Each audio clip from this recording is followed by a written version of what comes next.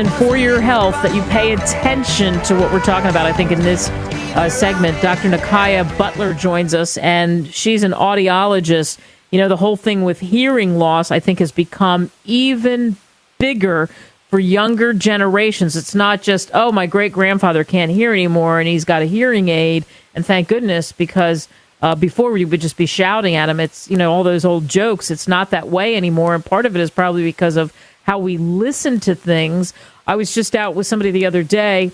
In fact, I have two examples of this. I was just out with somebody the other day where we were at a place where there was loud music, and she would lean in close to talk, and she's in her early 40s, and I didn't realize that she had hearing aids. She said she turned her hearing aids off, and I said, hearing aids? And she said, oh, yeah, my hearing has been bad for a while now, and maybe part of it is because of music and maybe a little bit hereditary. And then I have another friend, same thing. I didn't realize he had them as well, and he just turned 40, and he swears the same thing is because of the music. And I was like, whoa, maybe I need to get my hearing checked, but there must be something to this. So how timely to have Dr. Butler on.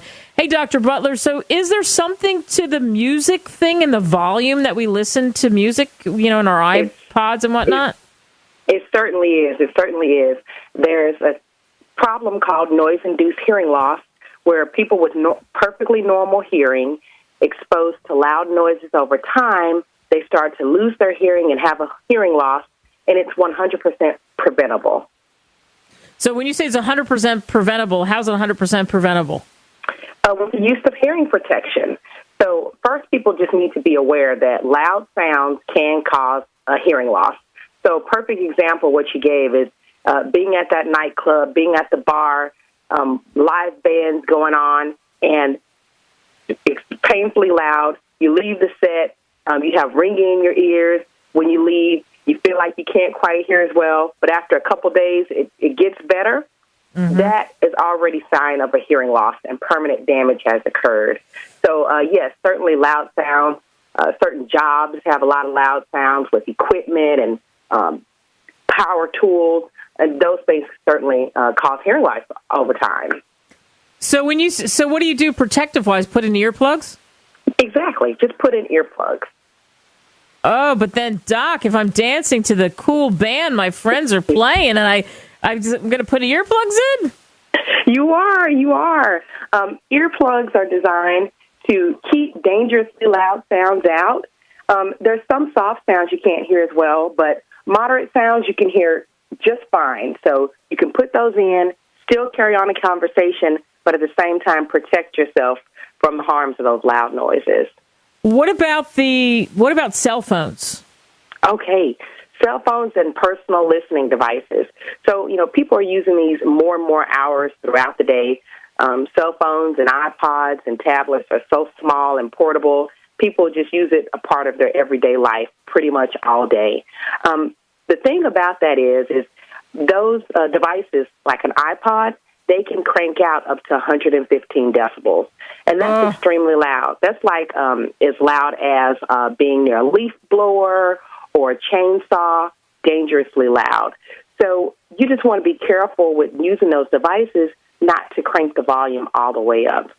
Don't crank it as loud. Inside your settings menu, you can actually go to the volume, and you can turn that maximum output down.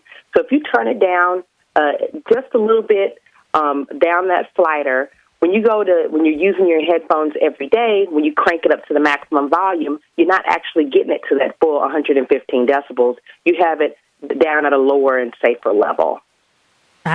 Okay, so go into the settings. I guarantee there are people that do not go into the settings to do that. That's something to do. And how many people, have hearing loss? Is it like 1 in 6, something like that? Yes. So hearing loss is definitely more common amongst older adults, but about 26 million Americans have hearing loss.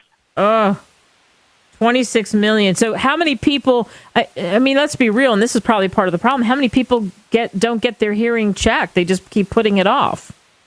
That is such a big problem.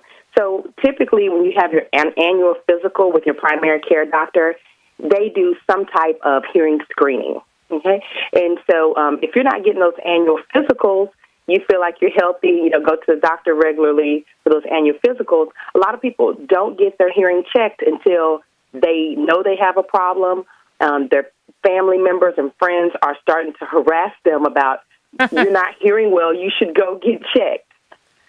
Yeah, no kidding. Is it more common among men or women, or no, it's not a gender thing?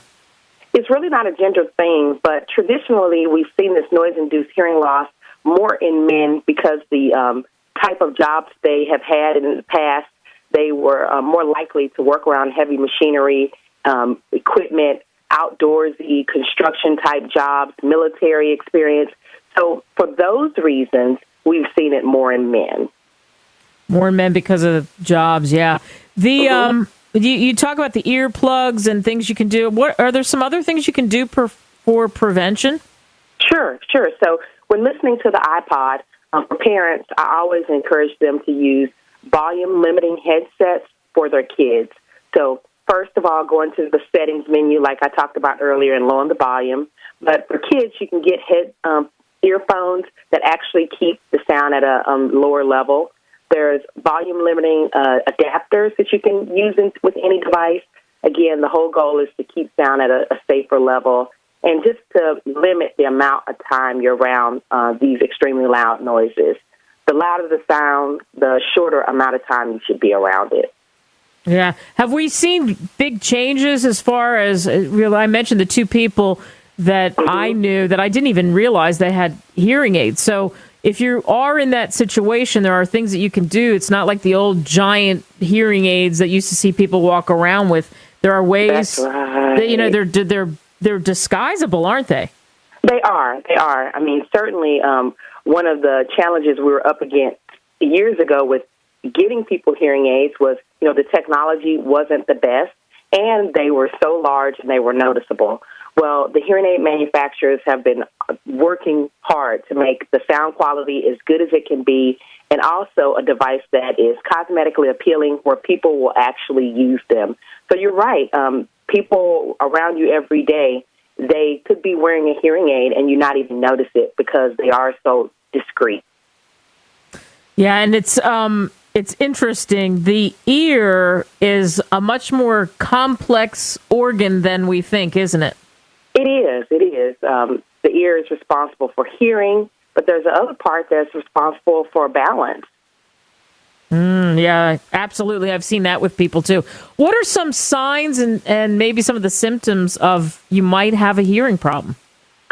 If you find yourself asking for repetition more than you did before, if you are in a group or a crowd and you feel like you can't distinguish what people are saying, the people that you're with and you want to talk to, you misunderstand what they say, you think they said one thing but they said something else, that's an obvious sign.